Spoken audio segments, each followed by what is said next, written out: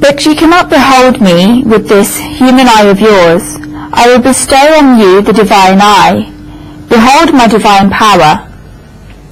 It is not possible to have a vision of the Vishvarup with the human eye. The divine eye is needed, and that is why the divine eye is needed. God gave Arjuna the divine eye. This verse describes the Supreme Soul's love. Think about it. Did God not know that if he wanted to show a vision of his Vishvarup universal form to Arjuna, then he would have to give Arjuna his divine vision and the divine eye? Saints say that God is forgotten. When a girl goes to the in-law house, then she does not get to see her parents so much. She has to do and say as her in-laws say, and stay there at the house, and her daily contact with her parents go away.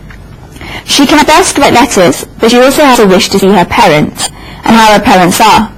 She wishes to speak to her parents and sit down with them. 1 year has gone, 2 years have gone, and 5 years have gone, and even until then it is not possible to do so. People in today's time do not understand this, because nowadays the girl's parents and her in-laws live only 2 roads away. Her parents get a phone call every morning saying, "Mother, what are you doing?" The mother says, "Nothing, daughter, how are you?" The daughter says, "Nothing, I've just left something in the oven, and before the 3rd beep goes, I want to speak to you." This is what happens nowadays, and in this the feeling that the girl has toward her parents cannot be understood. But it used to happen a lot in older times. People used to live in villages, and there were no means of telecommunication like in today's times. The girl cannot go from her in-law's house to her parents' house, and on the other side her parents cannot go and see their daughter over and over again, because they are parents and they cannot go and see the daughter. They cannot even drink water at their daughter's house. And if they go over and over again and do this, and if the daughter has a difficult mother-in-law, like one sees in the older Bollywood films, such as Lalita, Boa, and then there are many mother-in-laws like this, then such a mother-in-law will tell of her daughter-in-law for this. She will say that you have yet to drink your milk. I have heard this being said, and that is why I'm saying it. The mother-in-law told of her daughter-in-law like this, and how would the daughter-in-law feel? The daughter will remember her parents, and her parents can, then the mother-in-law says that, "Have you yet to drink your milk?" And that is why they are coming. It feels like a stone has been thrown at a person gets sad because of this. But something like this happens, and the girl cannot go to her in-law's house, and her parents cannot come. This is the feeling on both sides, because even her parents have the wish to meet their daughter.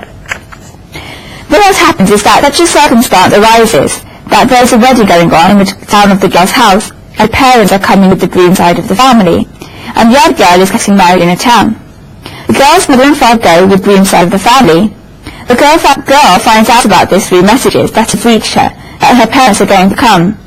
She finds out that the groom side will come into town at 8 a.m. in the morning. The girl is waiting, thinking that my parents will come. The groom side of the family is going to come at 8 a.m. So much preparations have been made, and the bus from the groom side is slightly late. The bus gets a tire and a tire puncture in the village because the road is so bumpy. I'm being with such groom side of the family 3 times where the bus has been punctured. The vehicle for the wedding goes into a puncture. I've been to such weddings when I was young. All this happened. That I would wait from 8 a.m. and it turns 10 a.m., then 11 a.m., and then she thinks that my parents have not yet come. And the groom side have not yet come. What must have happened? Then when the groom side does come, then the mother and father can make any excuse and reach their daughter's house. The daughter's mother and father-in-law may have gone to a shop. The mother-in-law may have been on the girl's side and has gone to the girl's house to prepare. The girl is alone at home because she has made all the arrangements that when her parents come, then she will be here alone. The mother and father come, and the daughter has so much bliss to see her parents, and she is so happy. She goes to make tea, and her parents say no because they cannot drink tea from this house. The girl says no, but there is nobody here, so you're able to drink it. But the parents say no, it does not matter. The daughter goes to make tea anyway. While she goes into the kitchen talking, she has a fear deep down that her mother-in-law will come back and will see this, and therefore she would not be able to speak to her parents about what she wants right now. Not only that, but if the daughter goes to make the tea, then if somebody comes from the side of her parents-in-law, then her parents will not be able to drink tea because they cannot drink tea at the in-laws' house. Therefore, the daughter is making the parents tea, and is also talking with her parents because they are so dear to her. Therefore, she goes making tea in the kitchen, and at the same time goes on asking her parents how everybody is at home. How is my younger brother? How is the shop? The girl is doing all of this talking, and comes back and places the tea on the table. When the parents drink their first sip of the tea, they realize that she has not put any sugar in the tea, or she has put too much sugar in the tea. The daughter does not know how to make tea. No, she has made over 1,000 cups of tea. She has made tea for so many people, and so many people have complimented her tea as being the best tea. But when her parents came, that she forgot to put sugar in the tea. Why? Is this a carelessness that her parents are coming, and therefore she will make any type of tea because she does not care? No, because she made so many cups of tea for her parents when she was younger. The burst of feelings in her led to her forgetting to put sugar into the tea. In the same way, an endless love for Arjuna has come from the Supreme Soul, and he wishes to manifest in front of Arjuna, his greatest secret. The Supreme Soul then said this and gave Arjuna the divine vision, and also began the description. But then God remembered that, I have not given him the divine vision. How will Arjuna be able to see this? In the 8th verse, God remembered, and God says, but you cannot behold me with this human eye of yours. I will bestow on you the divine eye. Behold my divine power. That is why I will repeat what I said at the beginning of this chapter, that only when you put the weapon of the intellect to one side, will you understand what this chapter is about, and will you understand what these feelings are about. If you rationally try to look at it, then it is not possible. Is it possible that God can forget? In the dominance of love, it is quite possible that Hari, God, can forget. God can also forget. It is such a big thing that God forgets. God makes up for his mistake, and the Supreme Soul gives Arjuna the divine vision. The Supreme Soul tells Arjuna that he would not be able to see the Vishwarup with his eyes, and that this is why the Supreme Soul gives Arjuna the divine vision from which Arjuna can see the Vishwarup. The Supreme Soul gave Arjuna the divine vision, and Arjuna saw the Vishwarup. When the Lord gave Arjuna this divine vision, then what did he do? Arjuna can see God and is able to have a vision of the Vishwarup. What did God do when he gave Arjuna the divine vision from which Arjuna could see a vision of the Supreme Soul? When we go to see a 3-dimensional movie, then before we go to the theatre, we're given 3-dimensional glasses. But this is not like that. What did God do? Did God do some magic? No. Shri Krishna never does magic. He has the power to do magic, and he has the full power to perform miracles, but Shri Krishna does not do this. And this is where his greatness is. Then what does it mean that Shri Krishna gave Arjuna the divine vision? It is certain that a little time has gone between the Supreme Soul in giving Arjuna the divine vision, and Arjuna having a vision of the Vishwarup. It is not as if God showed this to Arjuna, and he had the vision. Some plus had to be added to the state that Arjuna was in, and some change had to be brought in Arjuna, after which Arjuna has been able to see the Vishwarup. Otherwise it would not be no need to say this 8th verse, that I will bestow on you the divine eye. Some change had to be made. What change did Sri Krishna make? What is this vision of the divine eye? I will show you from 7 perspectives what the divine eye is. First, the divine eye is a complete vision. Normally, the vision with which we see the world is a partial vision. We always see in parts. We always see in, let me use the word, installments. On the other hand, the divine eye is always complete. Through the divine eye, one sees everything at once. Let us give a very nice example. There is a big room and a cat is walking around the room. If you see this cat through a pipe by closing one eye and putting the other eye inside the pipe to see, then at times you will think that the cat is not there. But then when a cat walking around comes within the view of the pipe, then it seems as if the cat's head has come within our vision. Then the cat's neck comes. Then the cat's front legs come. Then the cat's body comes. And then the cat's stomach comes. Then the cat's feet comes further behind. Then the cat's tail comes. And then the cat goes away.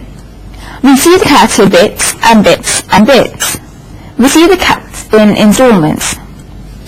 But say if someone comes and takes the pipe away from the eye, then we will realize that neither did the cat come, nor did it go. The cat was in the room all along. Moving this tide away from the eye is called the divine eye. Everything that is there in the world is there. We have to accept it. We feel as if this life has come because it was never there before. Then it was born, it grew older, becomes an elderly person, and then dies. All of this that we see is the world perceived by us in installments. Actually, everything is there. At the same time, I will say later that we have split time into the past, the present, and the future. Because we have split time into the past, the present, and the future, we think that it was there before, and now it is not there, and it may be like this in the future. We feel like all of this, but once the pipe moves out of the way, and the limits of our vision move out of the way, then we attain the divine vision. This is possible when talking about the world. The second perspective for the divine eye is not a different view, but another way to prove the one thing of the divine eye. When one wishes to break a coconut, then when they try to smash it for the first time, it will not break. Then they try to smash it a second time, and it does not break. They try to smash it a third time, and it still does not break.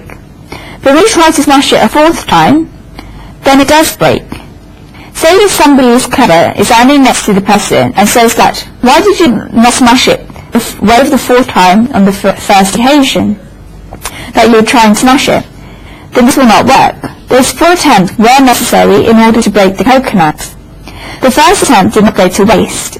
In the same way, so that we have the ability to attain the divine eye, I am making 7 attempts. Maybe it may prove successful on the first attempt, or it will prove successful on the 7th attempt. Secondly, we have limits in the vision we see with our eyes, and that is why we see the world in installments. If we try to change the perspective a little, then we will see that the whole world is complete. Let us understand. For example, I'm sitting on a seat at a discourse and I'm watching. First of all, I see the microphone. I feel that the microphone is oval, electrical thing in front of me. Does it finish there? No. If I see it through a little understanding, then the microphone is connected to a stand. The stand is connected to a pipe, and the pipe is laid on a carpet. This person sitting on the carpet is wearing glasses, and if you go even further, then there is a second person, a third person, other people, a television camera, a person sitting on a chair, other people sitting on chairs, and one of these people sitting on the chair has a watch on his wrist. Everything is so well interconnected. If you look at all of this from a bird's eye view, then a microphone will look different, the stand will look different, the carpet will look different, the person sitting on the carpet will look different, this person's glasses will look different, the television camera will look different, the person sitting on a chair will look different, and the chair will look different, and a watch on a person's wrist will also look different. If each and every one of these things are looked at separately, then there is no connection. But still, there is a connection. This interconnection and this consistency is inherent in the inconsistency. When a human being can see that this consistency inherent in the inconsistency, then the human being attains a divine vision. This person sees the endless consistency contracted in the inconsistency. For those, Sri Krishna said in an earlier chapter of the Gita that Sutta Mani Mana Iva. All that is here is strong on me, as rows of gems on a string. This thread on which the pearls are strung is the supreme soul. Each and every object and each and every person are united. They all look different, but on the inside they are the clout of the one consciousness of the supreme truth going through them all. If we say this a little, then you will get a lot of this from it in having a vision of the Lord. Try to link things. There is nothing sitting there separately in this world. There is a perfect system where each and every object is linked to one another. This is what is called Karyakaram Sambandh, the link between the cause and the effect, in the language of spirituality, when we go further into this. The cause and the effect. Each and every object is linked to one another. Third, for the divine eye, the more one develops in life, and the more one advances in life, then the more that the pieces of the place and time fall away. This is because what we see is with respect to place and with respect to time. This is how we see. But the more we develop, the more that these bondages of place and time break away. Development and advancement is necessary. I often give the example of a building with 12 floors. If a person is standing on the 12th floor of the building and another person standing on the first floor of the building, then if the person on the 12th floor is to look at the night of a car passing by, then the person on the 12th floor can see it. The person on the first floor cannot see it. The person on the first floor asks the person on the 12th floor where the car is. The person on the car that is the present for the person on the 12th floor is the future for the person on the first floor. The person on the 12th floor, because the person is on the first floor, then he'll be able to see the car in a second. When the car arrives at the building, then both of these people will be able to see the car. Then the person on the first floor will say that he can see the car, and the person on the 12th floor was right, that it was a very nice red car. The person on the 12th floor would say that he has been seeing it for a while. And when the car goes, then the person on the first floor will say that the car is going away, and the person on the 12th floor will say that the car is going with the person on the first floor, and the car has become the future for the person on the first floor. But the car is the present for the person on the 12th floor, because the person on the 12th floor can still see the car. That thing which was the past, the present, and the future for the person on the first floor was the present always for the person on the 12th floor. When the person keeps going higher and higher in the building, then the present becomes more and more consistent in all circumstances. I've written this about time, but it's the same with place as well. If we stand on the first floor of the building, then we can only see the first road and the person living opposite, the person living in the opposite window, nothing else. But if you go on the 22nd or the 52nd floor of a multi-story building, then you'll be able to see the whole of Mumbai, for example. How does this happen? It is because the higher you went, then the more the bondages of the two places that fell away. On the majority of occasions, our perspective splits up according to time and place. The more one develops, then the more that the bondages of time and place break away, and one has a vision of the consistency and the oneness. In the field of spirituality, the more that a person develops, then the more that these bondages break away. When these limits break away, then it becomes possible to have the vision of the Supreme Brahman. This is the divine vision. Fourth, Nelson Mehta said something very nice about the vision of the omnipresent Brahman.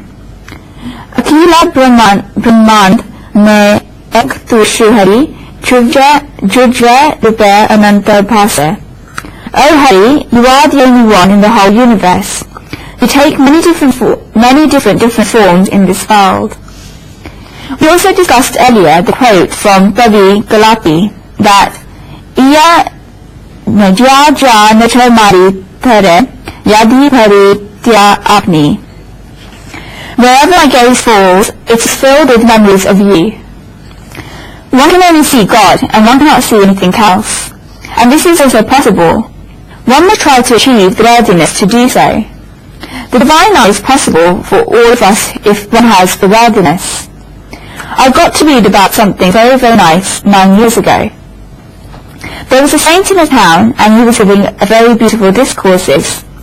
The people in the town would go to listen to his discourses. There was a confectioner in the town who told the saint that because of his business, he does not have much time to attend the discourses for 2 hours from 5 p.m. to 7 p.m. in the evening, and therefore he could not come, but asked the saint to show him God. The confectioner told the saint to show him God, and the matter would be finished, because at the end of this the goal was to attain God. The confectioner told the saint to show him God straight away. The great saint told him that he would be able to show him God, but that he had one request, that the confectioner would go and make his mind clean. The confectioner said, "How can I make my mind clean if I do not even know where my mind is? I do not even know how to hold on to my mind. How can I then make my mind clean?" The confectioner came back 4 or 5 times and told the great saint that, "I do not understand what you are trying to tell me." The great saint said, "Fine, make your mind clean, and I will give you God." On the 7th day, the great saint went himself to the town in the early morning.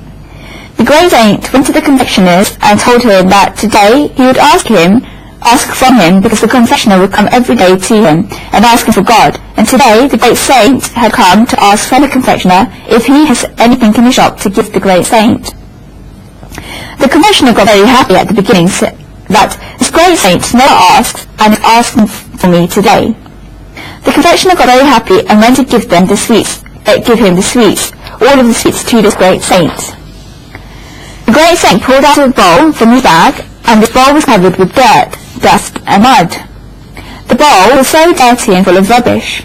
The saint pulled the bowl out and said, "Place them in this bowl." The confectioner pulled his hand back containing the sweets and said, "The sweets are so expensive, and they are made of rice and ghee, clarified butter. Clean the bowl." The great said the same thing, that if you are unwilling to give your sweets in the dirty bowl, then how can I give the supreme truth that I have in the bowl of your mind? First you make your mind clean, and then I will give you the supreme soul straight away. If I was to say it truly, the giving you is phrased within the limits of language, because when the mind becomes clean, then the supreme soul certainly comes. Then this is not a question of giving. It is not an exchange. It is not a transfer. The supreme soul just comes. Akila Brahmand Mayak Tushri Hari Rupa Ananta Bhase. O Hari, you are the only one in the whole universe. You take many different forms in this world. This is the divine vision. Fifth, the word Buddha has two meanings. The first is seeing with the intellect, and the second is seeing physically. The Buddha is therefore for both physical vision and perception, seeing with the intellect and understanding. In the 5th verse of the 9th chapter, God said the same thing. Pashyame Yoga Aishwaram. Behold my divine mystery. If you have the book of the 9th chapter, then turn your pages and see. This is what Sri Krishna told Arjuna. What was there is that over there Buddha was about seeing with intellect. Now in the 8th verse of the 11th chapter, Sri Krishna says again, Pashyame Yoga Aishwaram. Behold my divine mystery. But now it is a physical vision. In the 9th chapter, Sri Krishna explained to Arjuna. In the 10th chapter, Sri Krishna described his vibhuti. But now, when Sri Krishna says, "Behold my divine mystery," then it is a moment of sakshatkar, vision of the Supreme Soul. When does the vision of the Supreme Soul happen? First, one accepts the Lord with the intellect. If one is not prepared to accept the Lord with the intellect, and if one is not prepared to believe with the intellect that God is there, then one will never attain sakshatkar, vision of the Supreme Soul. One must accept with the intellect that the Supreme Soul is there. Second, the intellect must accept that there is some relationship with the Supreme Soul.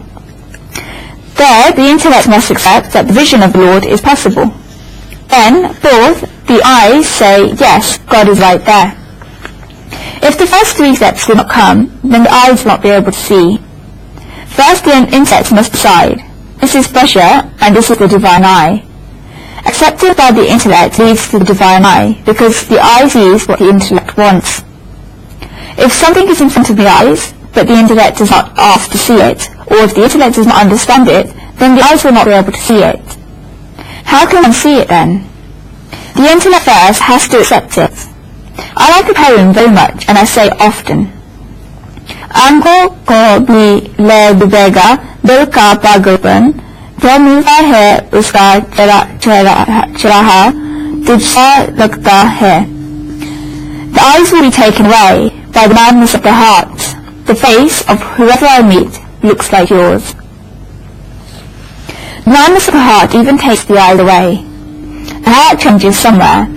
The heart has the wish to see something, and that is why what happens is that the face of whatever one sees looks like one's beloved. The beloved is not there, but whoever one meets looks like the beloved. Where did this vision come from? The vision came from the fact that the heart went mad. When the Buddha of the 5th verse of the 9th chapter becomes successful, then the Buddha of the 8th verse of the 11th chapter is not far away. The word in both verses is one. Buddha, divine vision. Sri Krishna said in both verses, Pashyame Yoga Aishwaram. This was said both in the 5th verse of the 9th chapter and the 8th verse of the 11th chapter. Once the intellect accepts it, and once the intellect comes on the right path, then the vision with the eyes is not difficult. 6. How does this understanding how does the intellect accept it? How does one become successful in attaining Pashya of the 5th verse and of the 9th chapter? When the depth of the person and the path of the penances increases, and the more one's penances become advanced, then this depth comes by itself. The vision becomes clearer. Just like when some dust has fallen on the eye and you try to squirt water into the eye, and if you squirt water once, then the eyes will not immediately become cleaned, because only a little dirt will be removed away. When you squirt water the second time, then more dirt will come out, and when you squirt water the third time, then more dirt will come out. If you squirt water in your eyes 10 times, then your vision will become clearer. Then the dirt will not hurt your eyes, and you'll be able to see clearly. In the same way, the more that the person on the path of penances makes efforts, then the more that this vision becomes clearer for him. If I would explain it by way of an example that the saints give, then let us say that we have written on a piece of paper, Srimad Bhagavad Gita. If a person does not have the knowledge of the alphabet, and does not even know their letters, then when a person sees the words Srimad Bhagavad Gita written on that piece of paper, then that person will not be able to read it.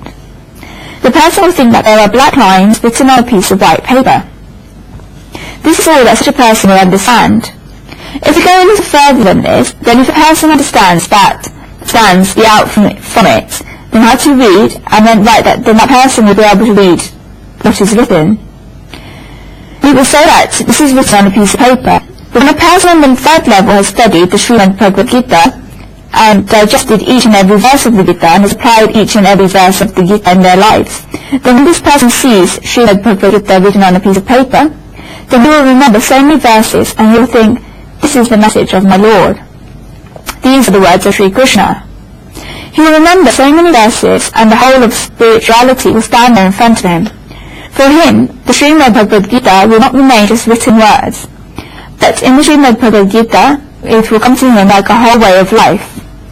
Now, the exact same words were written on a piece of paper, but it meant different things to 3 different people. In the same way, the Supreme Soul is there in this world. Only one who is able to read will be able to read it. Only one who knows how to experience will be able to experience it. The more that one studies the Srimad Bhagavad Gita, then the more that he will be able to understand the Srimad Bhagavad. He will be able to understand its letters, and he will be able to understand the depth inside these letters. In the same way, the more the studying, penances, thirst, and intensity increases, then the more straightforward that the vision of the Lord in this world becomes straightforward. If one has a thirst of attaining the Supreme Soul, then the Supreme Soul is there. One who has thirst will certainly attain the Supreme Soul. 7. When the moment of complete surrender manifests, then the divine eye becomes open itself. This is what happened in the first verse of the 11th chapter. It was a moment of complete surrender, and the divine eye opened by itself for Arjuna. While one has an attraction to the material world, the vision of the Lord does not happen. I'm not saying completely then it does not happen, because sometimes it happens, but it happens in pieces. When the material world feels useless, and when the material world feels tiny, then vision of the Lord becomes straightforward, and becomes natural. When God feels important, then the divine eye opens by itself and manifests itself. One should feel that the Supreme Soul is important. The moment when God feels important, then at that moment, total and complete vision of the Lord comes. If one is left to go shopping at a department in a big shopping mall, where there is a good air conditioning and are standing in each and every shop and look at them, their vision keeps moving so much.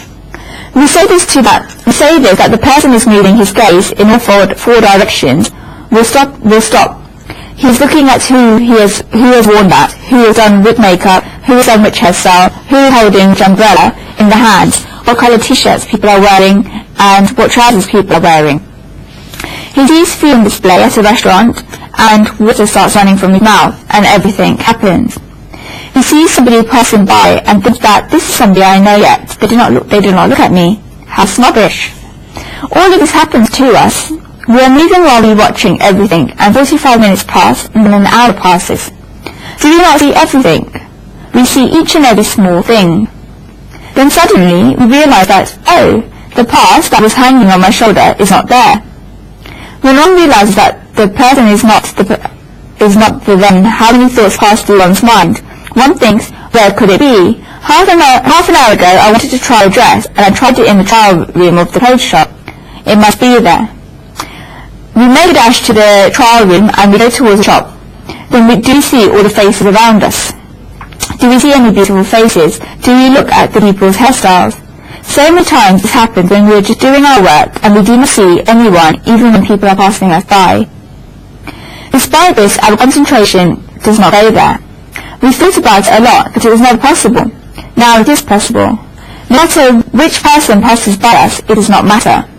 The waiters walking around the outside of the tables of the restaurant holding hasty dishes in trays. But now, does the water run from our mouths?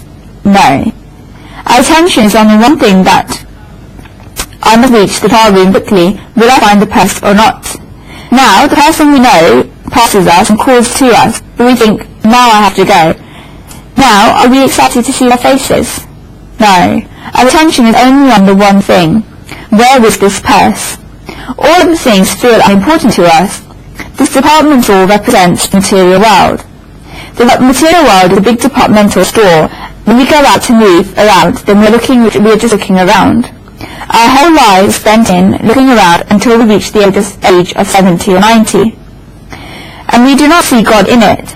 But then suddenly, we find out about something rare. God says the word Aishwarya again and again. Aishwarya means wealth, and God is our true wealth. The Buddha said, Hiya payo gant gathiyayo, bako bar bar yu kole. Having knotted the diamond safe, why again shall I open the knot? Saints say, where did this diamond inside me go? And when they go in search of this diamond, then the material world does not disturb them. But one should feel that they have lost it, and what they have lost is expensive. If this is so, then it will not matter. One must feel that it is expensive and of importance. Then when one goes in search of that, the material world will not affect her. While God does not feel important to the person, then the material world will affect the person. If we are not achieving a one-pointed mind through devotion, then understand that the fault is ours and not God's. Until now, God has not felt important to us. God must first feel important, and then the divine vision comes. When one concentrates on the search for Supreme Soul, then understand that they have attained the divine vision. One's attention must go towards the Supreme Soul. Four things come with attention. In the Gujarati language, four words go with the word for vision. The first is that one's attention changes. The attention then goes away, and then goes. Then the attention is fixed, and then the attention falls on something. It is a very sweet thing for the attention to fall on something, and then there is taking away the attention. After one's attention falls on something, then they have to take away the attention. It is a very fun thing to take away the attention. My grandmother has taken away lots of attention on me, and I know about this. If something happens where I do not eat dinner in the evening, then she will say that somebody's attention has fallen on my child. This is all there is in village language. What else could there be in it? My grandmother would take people's attentions from me so that her child could sit down and eat. Please do not believe that something happens when somebody takes your attention away from something. I'm a graduate of science, and therefore I am not spreading blind faith. But there is one thing I like, and that is to take away their attention, because this is fun. It is a very nice experience. We feel so special. We were sitting down, my grandmother would tie a knot on her sari, and would do so many things to take away people's attention. And we think that she has such strong feelings for us, and so much love for us. It is a very sweet thing. I believe that taking away one's attention is not a scientific thing, but I like it when somebody takes people's attention away from their loved one. It's simply because you feel so special about it. How does one know when people's attention has fallen on them? Elders say that it happens when a child stops eating, because a child like eating savoury is a lot. But when a child is not touching savouries, then it feels as if one's attention has fallen on this child. This even happens to us because God's attention falls on us. Maybe I've written it already that our attention normally keeps moving amongst the world and keeps moving. But sometimes it so happens that we wake up early in the morning at 6 a.m. in the morning, bathe, get ready, sit in front of God in order to make our minds concentrated, and the attention of the Supreme Soul falls on us. Our attention comes fixed on God, and God's attention comes on us. God feels that my daughter is so well behaved that she wakes up early in the morning and sits in front of me to pray to me and meditate on me. And God's attention falls on us. What are the consequences when God's attention falls on us? We do not like the world, and we do not like the taste of savoury. This is because God's attention has fallen on us. Rang lagyo kanaya mane taro jagat badhu chaku dise tara pramuno prasad neta chakyo vishaya rasa fiko dise. O Shri Krishna, your colour fell on me, and the whole world felt useless. The oblation of your love was tasted by me, and the taste of material objects felt bitter. When the Lord's attention falls on us, then our concentration on objects reduces. This is what happens, but somebody is always there to take this attention away at 6 a.m. in the morning. When it turns 6:10 or 6:30, then the wife or somebody else is in the house, comes and makes a cup of tea and tells us to come because the tea is ready. The tea is ready and the attention goes away. The person thinks that I will go and drink the tea. God goes and says, I'll open your curtain at 6 a.m. God goes and you say that I will open the curtain at 6 a.m. tomorrow morning. One forgets about God. One should let God's attention fall on them. The moment when our attention is fixed steady on the Supreme Soul, and the moment when the Lord's attention becomes fixed on us, then this fortunate moment is the divine vision. Then one cannot see anything apart from God. God is important, and God is worth attaining. Just like you cannot give love. If one says in everyday language that I am giving away love, then can one, like they are, giving away 500 kilograms of groceries? No, you cannot give love. You just love. You cannot give. And once love happens, then you will not be able to stop it. The divine eye is this state. It is the peak of penances. No matter what path you are going to be on, it is going on, be it the path of knowledge, the path of devotion, or the path of action. In any path, when one reaches the peak and begins to see the omnipresent God, then this state is the divine vision. This is the divine eye. This is the divine eye will stop the Lord showered his grace on Lord on Arjuna, and when God gave the divine eye to Arjuna, then Arjuna began to see the Supreme Soul. What Arjuna sees is described by Sanjaya. Arjuna also describes it, but Arjuna describes it later. First, Sanjaya describes it. The reason for this is that when Arjuna must first have had the vision of the Supreme Soul, Arjuna must not have been able to speak words to describe it. When one first sees the great and beautiful form of the Supreme Soul, then will one be able to immediately speak? This is not possible. This empty time in the middle and this gap in the middle is filled by Sanjaya's description. Arjuna himself also describes it, but this comes a little later. We will see what Sanjaya said. End of verse.